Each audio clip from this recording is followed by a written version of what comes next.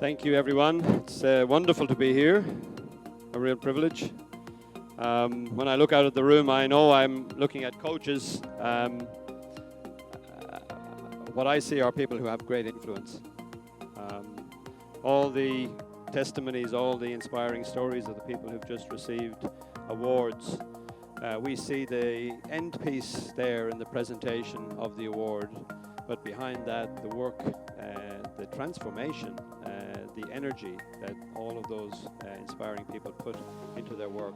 And when I multiply that out into the room here, I know I'm in a room full of heroes, a room full of people who do great work, often unseen. My background, I live in Australia. My background is in education. It's not in sport. I was a teacher and a principal. That was my career until about 8 years ago. And then I made a decision to move into a different profession, move into the profession of consultancy. Initially thinking that I would be working in education as a consultant in leadership and in communication in education. Very quickly after one of my sessions, a school asked if they could bring their school board to the presentation. And on the school board was a high-performance sport leader and a business person. And straight away after that first presentation with them, the sports and the business people came and said, would you mind, would you consider, would you think of coming into our environment and working on some of the things you work with in education in our environment? I trusted that they saw something, that they saw a good translation, that they saw work that would be powerful for them. And so I went along, and now half of my work essentially is in sport. 8 years later, my connection to sport is very strong. Largely in New Zealand is the main place that I work with sport, but also in Australia. I work with New Zealand Rugby, I work with Australian Rugby, I work with all sorts of different groups at both community level and at high performance level. One of the first things I noticed when I worked with sport, the very first group of people I worked with in sport, they gave me an outline of the 2 days' work. And after all of my input, so I was doing 2 days of workshops and presentations, after each of my presentations, there was a session that just had the letters PM, like the acronym for Prime Minister. A session that said PM for 20 minutes after every session. And I had nothing prepared for that. And there were 10 of them in the 2 days. So I said to the person who was briefing me, I said, what is PM? What's this mean? I have nothing prepared for that. My sessions, I don't know what they are. And there was a very interesting answer that gave me a glimpse into the way this group of men and women think about coaching. Because what they said is, oh, Brendan, don't worry about PM. That just stands for personal meaning. Please don't make the mistake, they said, of thinking when you work with us that we expect you to make meaning for us. That's our job. You have a role. Come forward, provoke us, challenge us, test us, meet us with respect. But we have a role in meeting you too, and we take it very, very seriously in this group. And so at the end of every session I did for those 2 days, and in every 2 days since then with this group, these people withdraw for 12 minutes after a learning session on their own. And they ask themselves the question, what have I heard that makes sense to me in my practice, in my context, in my work? And then for 8 minutes, they come together and they co-construct meaning. They sit in small groups and they say, what are you taking back into your practice from this? It really challenged me, because I've come from the education profession. And I started to wonder, to what extent did the schools that I led have the same commitment to their own learning, to their own change? To what extent did we realize that it was our job to make meaning, not to expect meaning to come to us packaged, finished, and full? The better the coaches I work with, the more they want to spend time thinking, reflecting, and inquiring. Expertise actually wants inquiry. Expertise is not getting rid of questions. Expertise is about asking better questions. And again, I know in the room I'm speaking to right now, there are many of you whose expertise technically in the sports that you run and whose expertise from a leadership point of view, and to me, I don't separate coaches and leaders and coaches. To me, you cannot be a coach without being a leader. Who would you be? Standing in front of people who want to be led by you. So coaches and leaders are, to me, the two terms are almost synonymous. Roger Martin, an American writer, said, it's probably back in around 2007, he talks about, when you look at our advantages biologically as a species, as human beings, the fact that I can do this simple thing.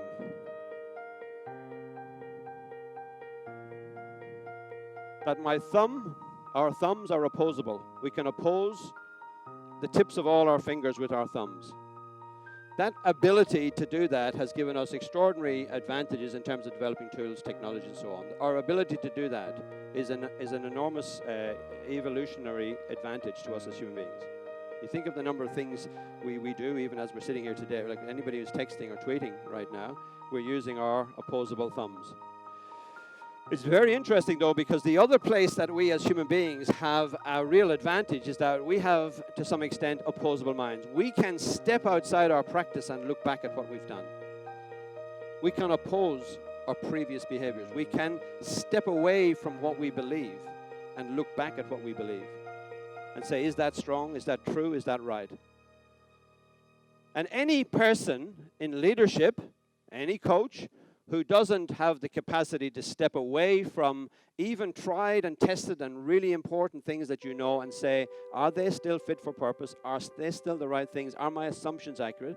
You give away your advantage. Learning and the capacity for learning is a key advantage to all people who are in leadership, particularly in the complex times that we live in nowadays. The other thing I know from working with coaches is that they don't want to just learn up here. They have to turn concepts into tools. They're comfortable to hear concepts, but only if they can find things they can use. And in many ways, it's almost a definition of learning, the ability to take concepts and to turn them into tools. Coaches have a bias for action. There's an old proverb Guy Kawasaki quotes, you have to sit by the side of a river for a very long time before a roast duck is ever going to fly into your mouth. If you want a roast duck, you've got to do something. It doesn't come that way, and learning is the same. You can't sit here even today and think, I will learn things. The real learning will be what you try, what you test, what you do when you leave here. This can be provocation, but it can't be the practice itself. So pour your own gold, everyone, please. You crossed the threshold of the back of the door this morning when you came into this room. Please, when you leave this room after 2 days, go away different. Find the things. They may not be things I say. They may be things that Haley says. There may be things you heard from your colleagues up here, your brothers and sisters, coaches up here. Maybe things you hear from each other in conversation. But please, don't leave these 2 days without leaving somewhat different. In some incremental, in some way, going back with something to test, something to think about, something that challenges what you've already done. Language. So my work is in leadership, and in leadership, your language is one of your key technologies, right? So when I'm sitting down there with the minister and with Haley and everybody before this, it's a lovely place. It's private. Nobody has to hear me. Nobody has to see me. But when I come up on the stage and I step in front of you, I've crossed a threshold. I have to show myself to you. And obviously my physicality will show you something, and you will read that. But the only other way that you will understand who is talking to you, the only other way you will connect with me, the only other way you will have any relationship with me at the moment is through my language. And of course, I'm not talking about me, really. Every time a coach stands in front of a group, the language he uses becomes the fundamental mechanism by which all their coaching abilities is expressed. And I come from a place where my assumptions might be different from yours. So I will use words today I might use a word and you might hear a different word, because your understanding of that same word, your construct for that same word may be different. So language can connect us, but language can also drive us apart. And so the key question at the heart of this keynote is, how do you keep your intention, what you know and what you care about, your values, how do you keep your intention connected to your impact? Because I work with many leaders who have, almost everybody I work with, in big businesses, in community sports and everything, almost everybody I work with, when I talk to them personally, they have a deep and good intention for their work. I want to do good for the people that I work with. I want to have value, social impact. I want to change young people's lives. Whatever it is, I want to do good work. But not everybody I work with, when I talk to the people they lead, are having good impact. So one woman that I work with, when I speak to her one-to-one, she says, Brendan, I'm a people person. That's who I am. I love people. When I talk to her people, some of them say, you must be kidding. There are buddies. There's blood all the way down the corridor from the last 6 people who asked her a question at a meeting. Now, she's not lying here. That is what she wants. It is who she dreams of being as a coach, as a person. It's what she wants. They're not lying either. It is their colleagues, entrails, that are on the corridor. She is tough on people, though she wants to be strong for people. And what's happened for her is her intention and her impact, like 2 tectonic plates over time, have drifted away from each other. Because of her nature and because of her power, nobody has been able to tell her that. So she's living in this beautiful world of intention, of hope, and the people that she's leading are having a very different experience of her leadership. If you have somebody around you who tells you how it actually feels to be led by you, they are gold. If they have the courage and the love for you to say, Brendan, I know you mean this as good, but let me tell you how this feels right now. If you have people to give you, it's why feedback is such an important mechanism for ensuring that our intention and our impact don't get separated. This is even true in our personal lives. Like my intention as a father. Ask my kids. I hope they'd say the same thing.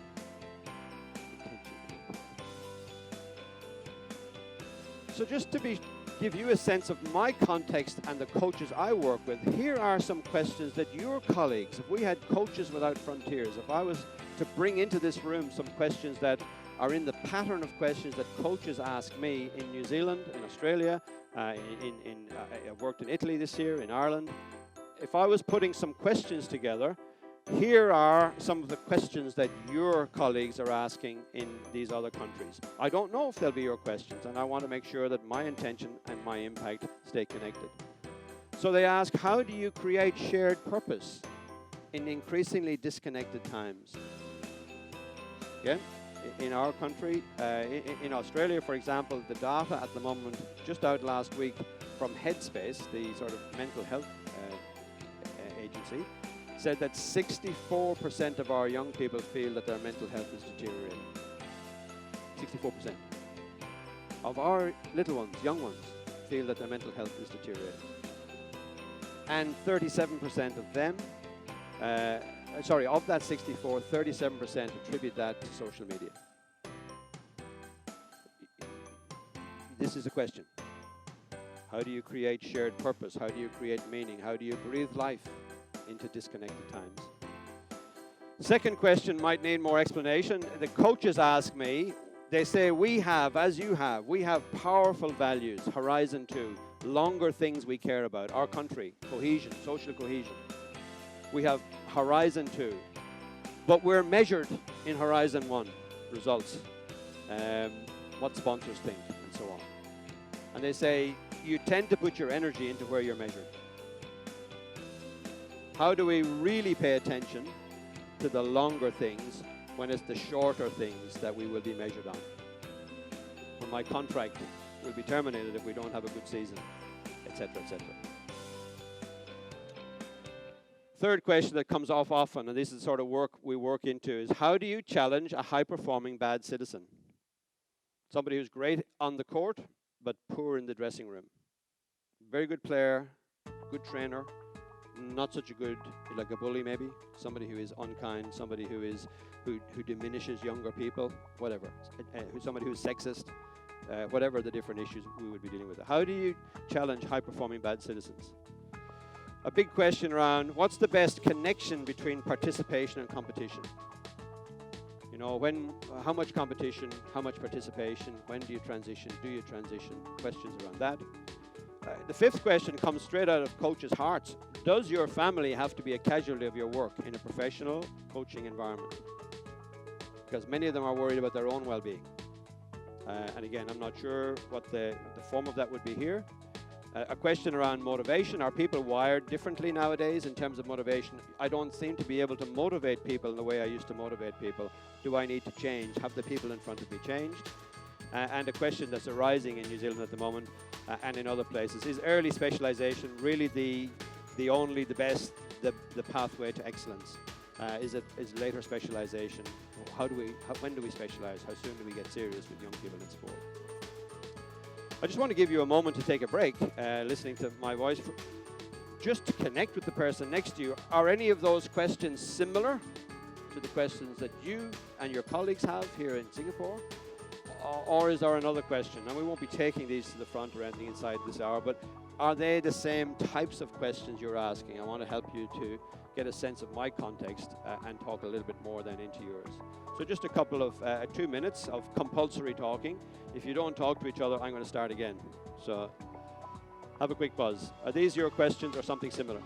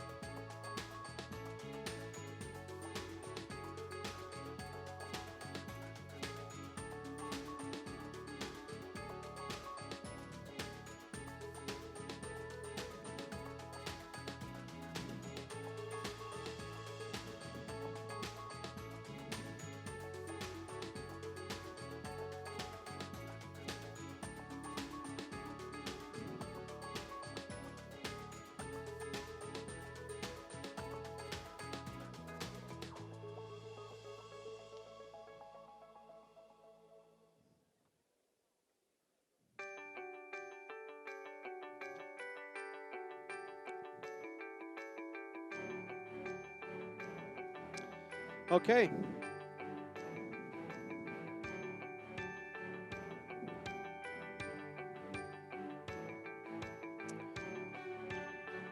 What do I know of your context?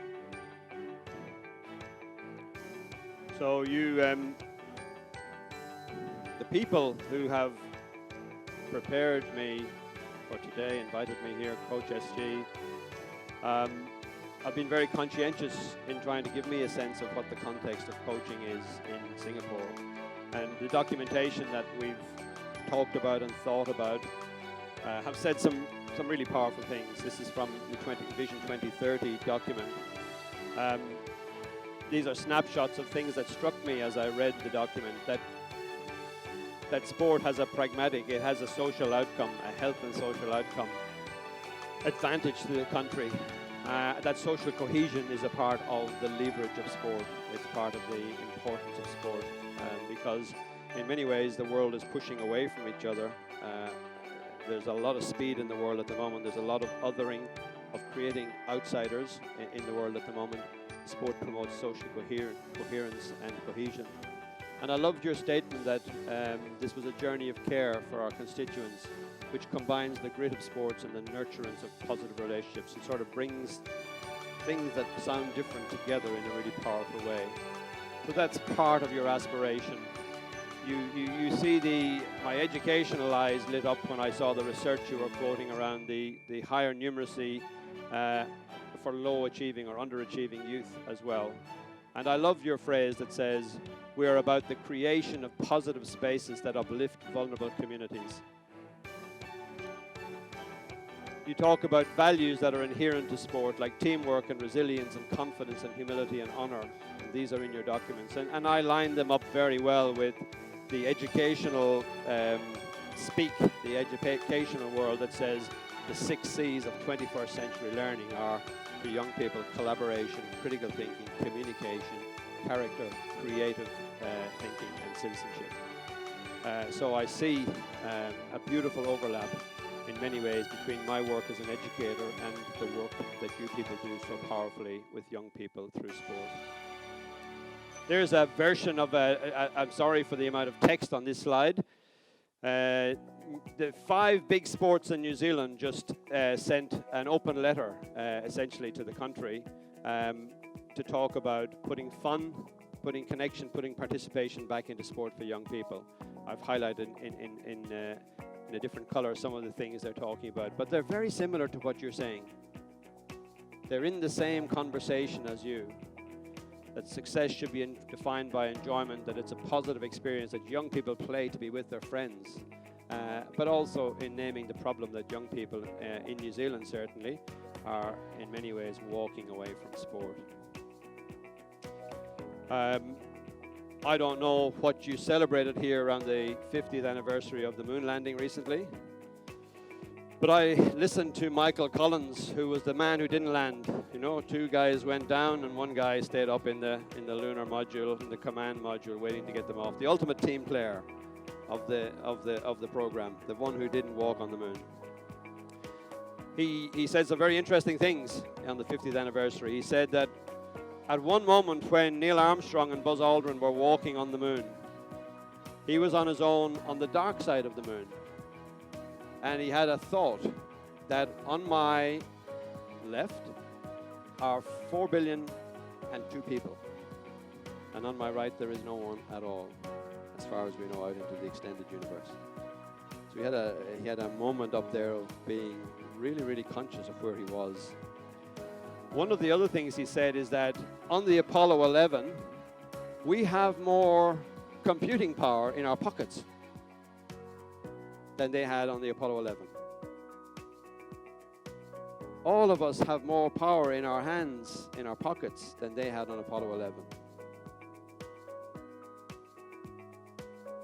And through this comes the world. With all its speed, with all its whatever. It's no surprise that we're living in times that are hard for young people to make sense of in many ways, and to make sense of, and to stay connected to things that matter. And in sport, where they're with us, we get a chance to influence that. That's the thing that surprised me most about working in sport. I knew I would meet clever people. I knew I would meet committed people. I knew I would meet talented people. I knew I would meet da-da-da-da-da-da. I knew who I would meet when I started working in sport. I didn't realize the extent of your commitment to noble cause. I didn't realize until I started to work with coaches how much they care, not just about the people that they work with, but about the impact they have on those people's lives. When I work with the Crusaders it's a rugby team in New Zealand, they talk about sending better men back to their families. So we talk about Horizon 1, winning the game, training hard, being elite athletes. We talk about that. But we want to send better fathers back to their families. We want to send better husbands back to their wives. We want to send better friends back to their friends. We want to send better sons back to their mothers and fathers. And in that way, we strengthen our country. That's the thing that surprised me most. And that's why I said at the start, because I don't use words lightly, when you use your influence, you do heroic and noble work. When you use your influence well, you change things for people in ways you may not know, but in ways that we know have massive, powerful, long-lasting social impact. And in that way, each one of you is a nation builder. Each one of you, when you take those footsteps, is a nation builder. When you're washing your teeth tomorrow morning, remember, there's a hero looking back at you. Tonight. It's not an accident when places are great, guys. You know, greatness, really strong programs, strong places, they don't get there accidentally. There's an intention that you need to put into your work for your group to be as good as it can be. You know, we talk about Daniel Kim. I know you've used Daniel Kim's work here a bit. He's a systems thinker out of the United States, and he talks about levels of perspective, that in many ways your organization, your team, you have vision and values, mental models or values and beliefs. And if your vision and values are real for you, they will turn up and you will create systems and patterns of behavior and events that line up with those. That our talk and our walk will be aligned. So if we have on the wall in our clubhouse humility, you will experience humility when you meet us. If we have on the wall in our clubhouse respect, you will experience respect when you meet us. We will not put anything up there that we are not serious about. Again, the very first time, this time I worked with Rugby New Zealand, I walked into their front office. I'll take my phone here because it's a prop. And you know the World Cup in rugby is on at the moment. So this is a story that has some resonance for me at the moment. I've gone into the rugby house in Wellington, and there's a young man sitting at a desk at the front of rugby house. I've gone in, I said, hello, I'm Brendan. I'm here to work with the coaches. And he looked at the sheet. He said, oh, yes, Brendan, hello. He said, you're really welcome. And actually, I've talked to some of the coaches this morning, and they're looking forward to working with you. And he stepped up, walked around his desk, and he came out and he started to have a chat with me. And so I'm just a stranger, just coming off the street. I'm nervous. I haven't worked with them before. And his greeting is warm for a start. Talked to me for 2 minutes, and then he said, do you mind handing me your phone? Now, you know, nowadays we'll hand over one of our children quicker than we hand over our phones, but maybe one of our children particularly. But I thought, okay, you want my phone? He says, yes, please, give me your phone. So I've given him my phone. He's gone to where their values are with me. And he said, do you mind standing there? And then he's gone to a cupboard and he's taken out the World Cup, the Webb Ellis, the gold cup that we will see presented to Ireland in a couple of weeks' time.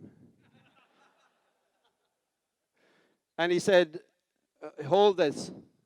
Hold the World Cup, Brendan. And on my phone, he stepped away. I won't step away as far as he did because I'll fall off the stage. He's taken 3 pictures of me holding the World Cup. And he said, you can send that home to your friends in Ireland and tell them that the Irish have got their hands on the World Cup at last.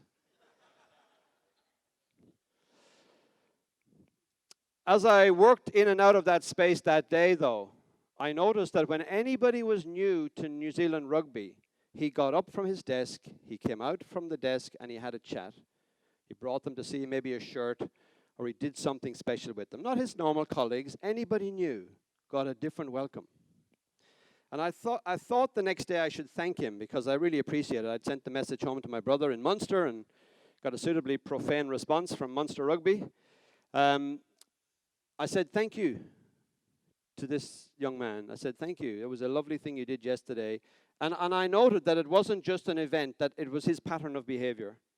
I said, I saw you doing that for other people yesterday, and it must be how you see your job, system and structure. And I said, you're very good at your work, and thank you. And he said, this is a 26-year-old man. He said, Brendan, do you know that that's our vision? Do you know that that's our vision in rugby? Our vision is to unite and inspire New Zealanders and to make them know that this is their home. And anybody who comes into this place, I'm sitting at the front desk of the vision. You see, it's not an accident that that place is great. What they care about and what they do are lined up. at every level. What they say they're about and what they do happen. And they would rather have nothing on the wall than something that was untrue of them. They'd rather have nothing there. Take that down, because we don't do that. So when we set these standards for ourselves in our programs as coaches, or in our country as the coaches, as the family of coaches in Singapore, when we set these things, we have to find the systems, the behaviors, and the events that make those things happen. Otherwise, we're telling an untrue story about ourselves, and that actually disheartens people because the experience they're having doesn't line up with the aspiration of the group.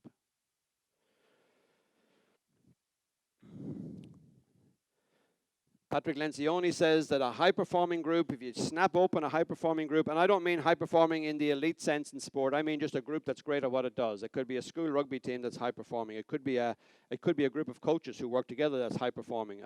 I know you have a technical meaning for the word high-performing. I just mean people who are great at what they do.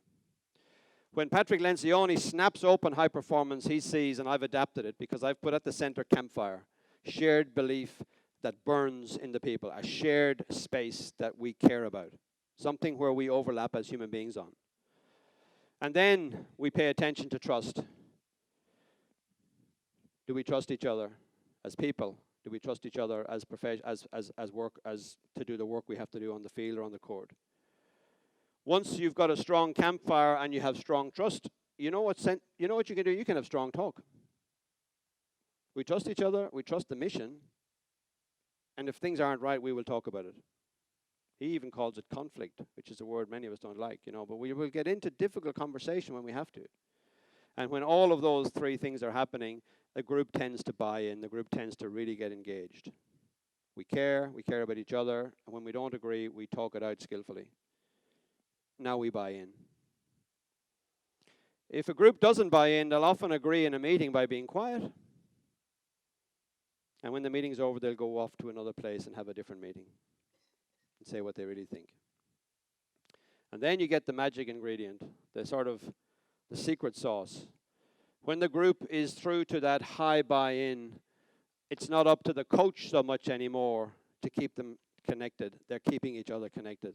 The conversations between people are as powerful as the conversations in terms of top-down, because they're in. And of course, he would say there's always a focus. We're not here to be a group. A team is not here to be a team. A team is here to deliver, to try and deliver something to get a performance from each other. So that's the pathway to high performance in Lencioni's. And if we break that pathway in a significant way at any of those points, we damage the capacity of the group to be as good as the group deserves to be. Last week I worked with a cycling team of young women, a national cycling and endurance team, and this was their campfire. This was them trying to deliver their high performance. In their case, they're going to Tokyo. What these young girls have done sitting around the campfire is just a metaphor for our shared space, like where the people gather, what the people care about. These young women came out from their campfire saying, what we want to do is to inspire people, as many as we can, by creating moments of excellence on our own journey of growth. That's their campfire. It doesn't have to be elaborate, but they've created that themselves. You see, a vision that's shared is a powerful thing.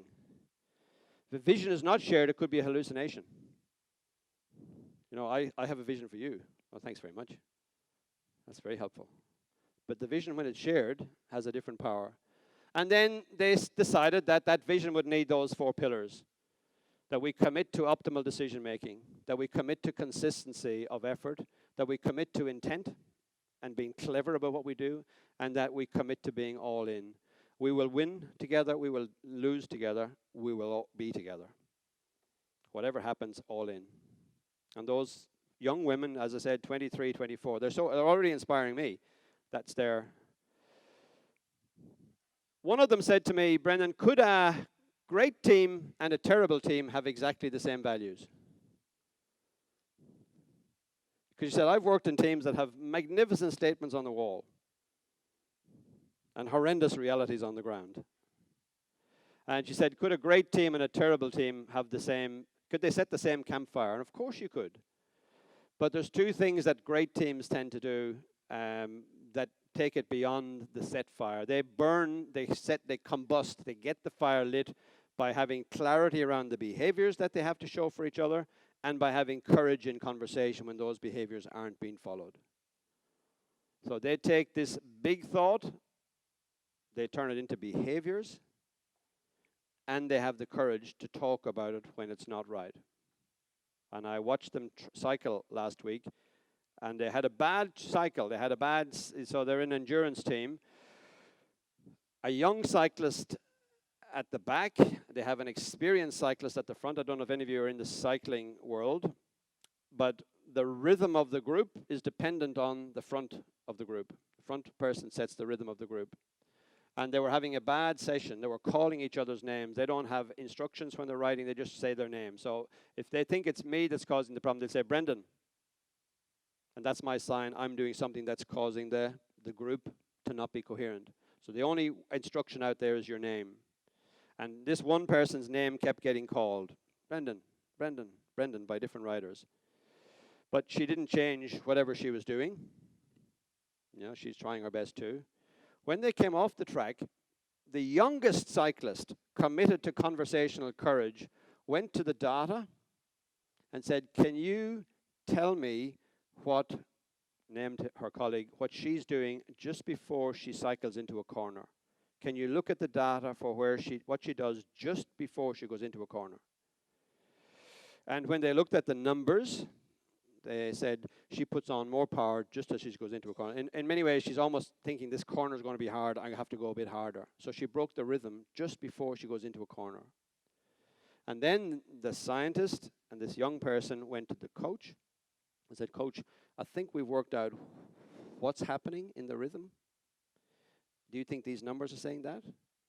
And then the coach and this young cyclist went to the rider involved and said, here's what we think is happening. And there was a really honest, robust, straightforward conversation.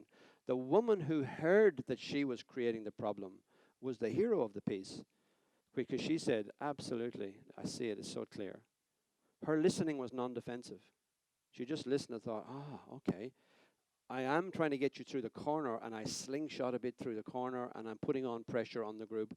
Just as you're easing up to come into the corner, I'm going on in the corner. It makes us jumpy in the corners. So there were two things happening here. The young person having the courage to challenge an experienced colleague, and the experienced colleague having the non-defensive listening capacity to say, okay, issue solved, group moves forward. So that's what I mean. These guys don't just say those things. These guys, I can observe moments of those things happening. Haley will probably say more about things around behavioral clarity. Values can't be seen.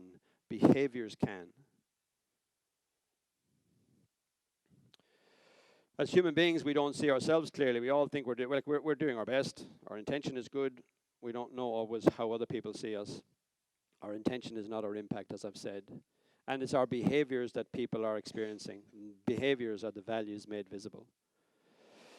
Just a quick question back into your groups for a second, or into where you're sitting for a second. Are the behaviors you want from your groups clear enough? I'm sure the values are. I'm sure the values are. Are the behaviors, the observable behaviors that you're asking of the people you lead, are they clear enough, or is there some work there for you? And maybe just share a moment or two's conversation with the person next to you on that. How is the clarity in the team you lead? That's to you for a moment now, guys. So that you need to lift the roof off in conversation now. Talk to each other.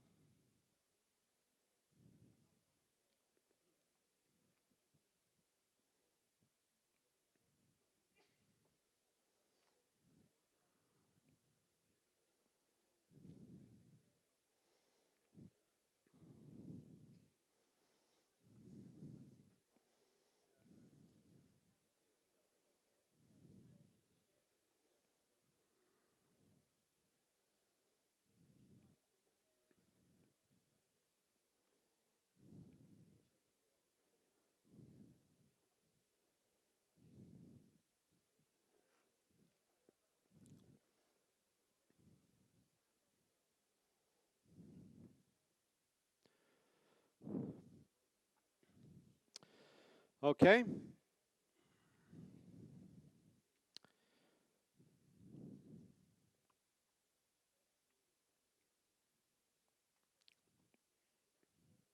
How do you have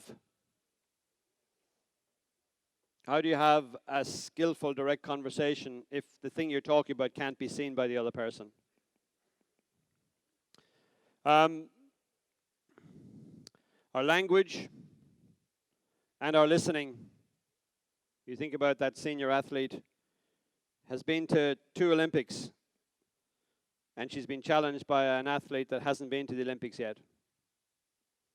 And she's grateful for the challenge. There's some quality there. Thank you for bringing that to me. Our language and our listening. The times we live in are very complex, guys. I don't know how it is for you exactly in Singapore. I know that many of the things that are in the world at the moment, you can't really watch the news for very long without feeling that there's a lot of problems in the world at the moment, that we're pulling away, that the environment is an issue, that politics around the world are becoming more destructive, really. People aren't listening, aren't coming together as well as they need to be. And many of the challenges ahead of us as human beings will need us to be together. So as the times become more fractured and the challenges become more connected, we've got to be able to find each other. We've got to be able to find each other, because we're not going to solve, you can't keep your own part of the pool clean. It's the one pool. David Brooks, who writes in the New York Times, he says that we have some very ruinous beliefs in the Western world. We have an exaggerated faith in our ability to solve things with our heads, and we're not listening to how we're feeling enough. That we believe in individuals too much, and we privilege that over the group too much. That, we have a sense that the individual is the unit, whereas in fact the community is the unit. We're not thinking long-term anymore. And sometimes we're even thinking that diversity is just good to bring people together. He says that's not the end of diversity. Let's think together, let's solve things together. Let's not just tolerate each other, let's actually leverage our diversity. So Brooks talks about the world we live in having 5 or 6 really ruinous beliefs. It's called the age of disruption. The big result, systems and politics and nations are sort of losing right relationship with each other, and so we sometimes call this the age of disruption. I don't know what you guys are all doing with all the extra time you have now that we have technology. I'm sure you're all on holiday a lot of the time. It's not like that. It's faster. It's faster. It's faster. I love young people. I've dedicated my life to young people as a teacher and as a principal. And it troubles me most of all, including for my own 3 children, it troubles me that we also call this an age of anxiety. If we can't even be in right relationship with our phones, what chance have we of being in right relationship with each other? And just the other night, my youngest son, Ronan, who lives with me still, he's 23, he's just finishing a uni a thesis, he said, "Dad, I feel like I see a problem in the world that I don't have the tools to address. I feel like I see the problem pretty clearly, but I don't feel I have agency in doing anything about it." And he says, "I don't think I'm okay." In many ways, I see the problem too, but I have the architecture of a life of 60 years to sort of handle. I've seen versions of this before. I've seen things. I think I can handle things differently. He doesn't have the architecture in his mind yet to handle the thing that he sees as an issue for our young people. So every time you talk to young people, you get to give them hope. You get to step into a place where they see a kind face, a caring face, a clever face, an interested face. And in an age, and again, I don't want to extrapolate into Singapore. Your young people may be much better off mentally than in a mental health sense. Ours are not. Every time we interact with them, it matters, because you don't know if you're the only person in the day who took them seriously. You don't know if you're the only person in the day who made them think that the future is a place worth going to. You know, Patch Adams, the clown doctor, used to say, one of the main reasons adults should laugh is to give young people a reason to want to grow up. If we're walking through the world as adults, good to be here. How good is this? Burdened, fast, shallow, uncaring. If we're walking in front of them like that, that's not good for succession planning. Who wants to grow up to be a version of that? And of course, we know when we walk into these worlds as a coach, as a leader, that we need to be on our game. Energy is the fundamental currency of performance, not time. And to be honest, hope is the fundamental currency of leadership at the moment. Give young people hope. They deserve to be surrounded by people who feel that the future is a place worth going to.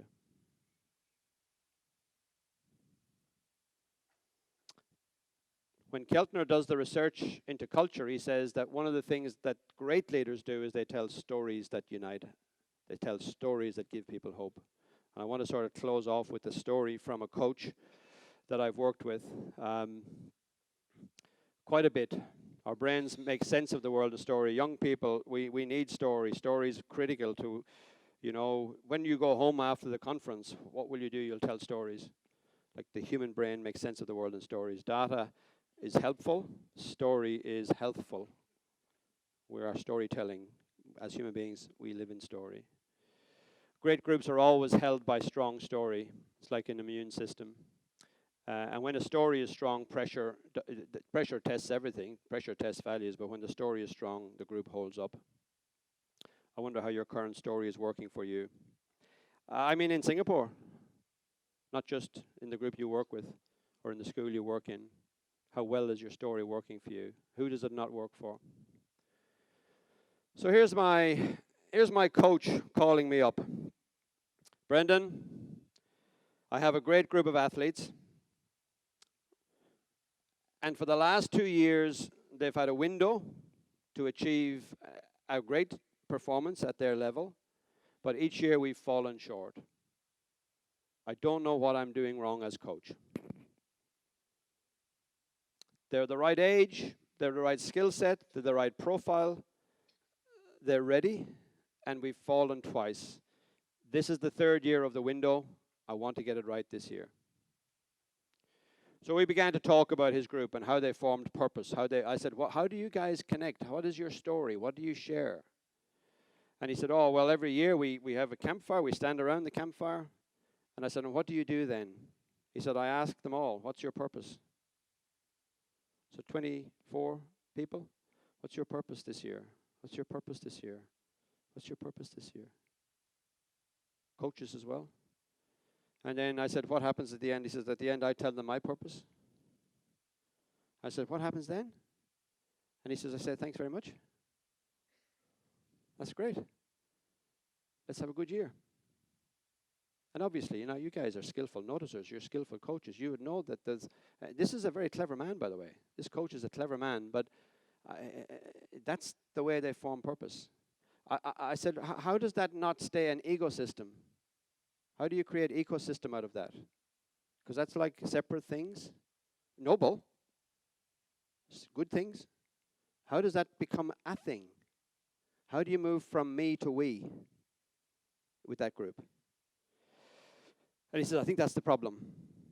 He said, I don't know how to do that. So this year, the start of this year, what he did was, he lit a fire, and he put the group 5 Ks away from the fire in small groups. He said, just come into the fire. We're going to talk about our purpose differently this year. They could see the fire on a hill. He put them in small groups. Said, you don't have to compete, but of course they did. And they came into the fire, and these young men, on a dark night, stood around the campfire with each other. He had primed up his senior leaders. He had a few captains and vice captains. He'd primed them up with the question he was going to ask. What he asked them this year was, he said, I want you to tell us, each of us, to tell each other, who has been a quiet hero in our lives? When you stand here tonight, think back of who's been behind you. A person who has helped you, has supported you, has sacrificed for you, has given you the privilege of standing at this campfire tonight. And I want you to stay on one face, someone who has stood as a quiet hero in your life for you. And when you're ready, I want you to tell us about him or her. And the captain spoke first. And the captain said, I want to tell you about my wife. A smarter woman than me, with a better career than mine, at home tonight, as she often is, so that I can have the privilege of standing here. The second or third person said, I'd like to talk about my mother. I'm the product of 1,000 chicken sandwiches. Every time I've gone coaching since I was a little boy, my mother has made me a packet of chicken sandwiches, tin foil in a lunchbox with the right amount of pepper and mayonnaise on them. And at the end of my sessions since I was little, I've opened up my sandwiches that my mother has made for me, and I've eaten them, and she's never asked for anything. She's just done that for me. Further into the group, a man spoke about his father. And he said, as I'm talking to you, I can see my father in my mind. He doesn't say much to me. But every night I look at training, he's standing with his hands in his pockets on a wet night, watching me train. And he drives me home when I was younger. And he doesn't say an awful lot to me, but he's always there. About halfway through the group, a young man said, I don't know what to say. I'm very selfish, and I've never thought about who's standing behind me in my life. I'm the tip of the pencil in my family. I'm the one that everybody supports, and it's never given me pause for thought. And he said, when I think about your question, I'd like to mention my brother, who had more talent than me but got injured, and he comes to all my games, even though I'm living the life that he hoped he would live. At the very end of the group, a young man said, something that you all don't know about me, even though we've played together for 3 years, is that I struggle with my mental health. And it's harder for me to get here than it is probably for many people, because I have a depression and anxiety disorder, and it makes it really hard for me to risk this. And he went on to name the person who had helped him sort of handle that. The coaches are brilliant noticers. The coach said, as he began to speak, and he said, remember who these people are. These are not necessarily, the most educated. This is just a group of young men. He says, when that man began to speak, whether they knew it or not, they somehow got a sense of what he was going to say, and the young men on either side of him just did this, just to put their shoulder against his shoulder. Intuitively, they just went, so that he knew he wasn't on his own. And he said, in that moment, nobody who was standing at the campfire that night will ever forget being there. Because for the first time, we saw each other as people. Not just as players, not just as sports people, as people. He got a piece of wood, and he carved the initials of all the quiet heroes on the wood. They can't show it to anybody else because they'd all have liked to say 5 people's names, but there was only one name from each person on the coaches and all. They carved the names, the initials of those people. And before they play this year, they tap the name. And they run out for more than themselves this year. They run out to make good of the sacrifice, of the love, of the support of the people who have helped them to get to where they are in their lives. And he said, I don't know if we'll win this season, but we've already won. Because we're playing in a different way for a different thing now. And we have, at last, a campfire that's lit, that's real, and that we're prepared to honor.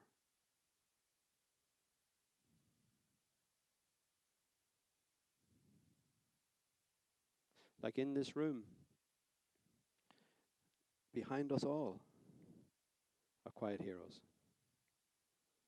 Husbands, wives, mothers, fathers, friends, coaches. Behind us all are quiet heroes. The mothers and fathers back in time that sacrificed to allow us the opportunities of this moment. And in our field, in the coaching field, you know, you probably are one of those quiet heroes every week for at least some of the people in your care. What a power. What a privilege. And you know, we live on this earth for what, 29,200 days or 220 days if you get 80 years, something like that. We live on this life for a finite number of days. If that was a bank account, you'd spend it carefully. Well, there's a day's account. You know, you can't afford to spend your days poorly. Every day is a gift, and every day doesn't come back.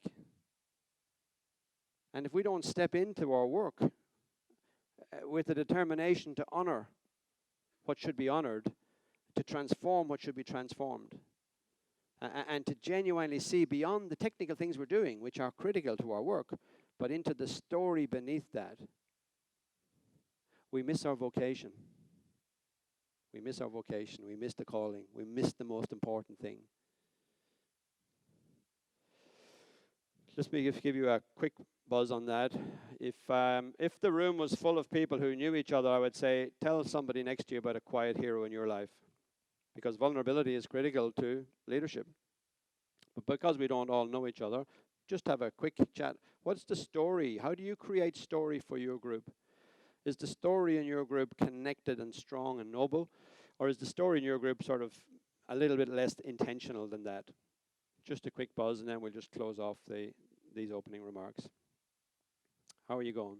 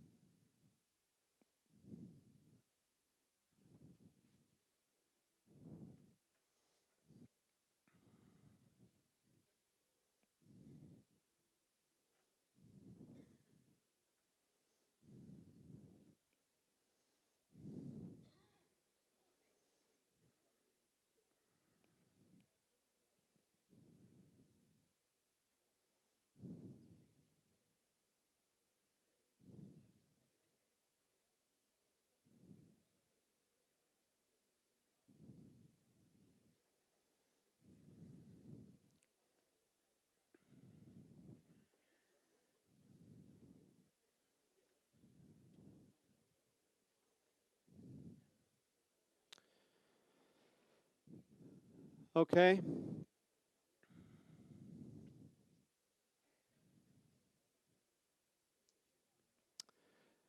If you want to put the science back into this, story gives data a soul. You want to put the science back into this. What's happening in that group? Dan Pink's work on motivation says that human beings are purpose maximizers. Human beings can live without almost anything. They can't live for long without purpose. If there's no meaning, it's hard to hold together without meaning. And so Dan Pink says that the first thing that a group has to do to stay really tight and motivated is to find some purpose. When you're clear on your purpose, you know what the mastery needs to be. All the technical things, all the great things, we have to find the mastery work that matches our purpose. And when your group have purpose and mastery is clear, you can allow them freedom. You can open it up, you can give them some more room. Autonomy is the third condition for motivation in Pink's work. I'd like to take it a bit further, and this is not in Pink's work.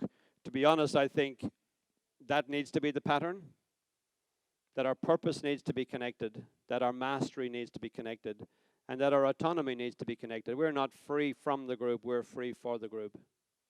We can experiment, we can play, we can test things out for the group. And once the purpose and the mastery is clear, that autonomy can be more connected.